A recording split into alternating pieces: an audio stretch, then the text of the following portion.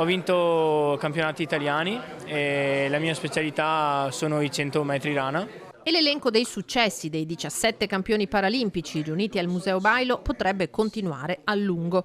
Titoli nazionali centrati nel 2025 per i quali il Comitato Italiano Paralimpico del Veneto ha organizzato un'emozionante cerimonia di premiazione a cui hanno partecipato anche gli amministratori dei comuni di appartenenza. Premiare gli atleti che hanno raggiunto un titolo nazionale non è un premio solo sportivo, ma è un premio proprio della volontà, della forza di volontà che questi atleti ci mettono per raggiungere certi risultati.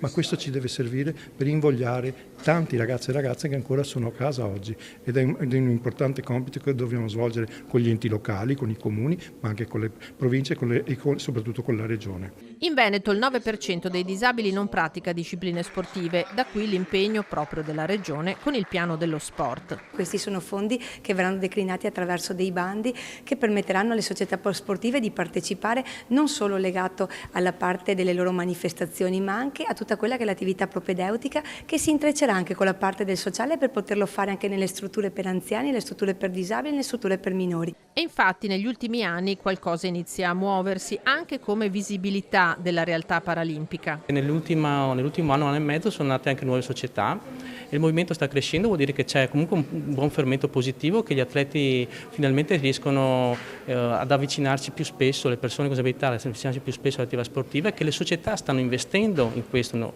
e non è una cosa banale. Quanto ti alleni?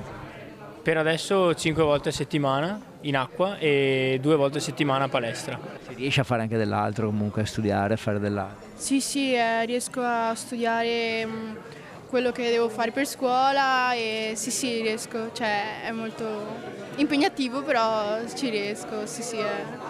Tutti dobbiamo avere la possibilità di poter fare lo sport perché fa bene non solo fisicamente ma anche per fare gruppo, per la socializzazione. Prima tappa del road show sostenuto da Centro Marca Banca e Ascopiave, che nei prossimi mesi raggiungerà tutte le province del Veneto. Il 1° giugno Rosolina, poi Belluno il 6 e Verona il 20 giugno. Io mi ispiro sempre ad Alex Zanardi, i limiti come le paure sono spesso solo un'illusione. Noi dobbiamo andare avanti in questo processo in cui non esiste differenza tra atleta olimpico o paraolimpico, esiste solo l'atleta, e qui abbiamo avuto dei ragazzi bravissimi che hanno superato i loro limiti.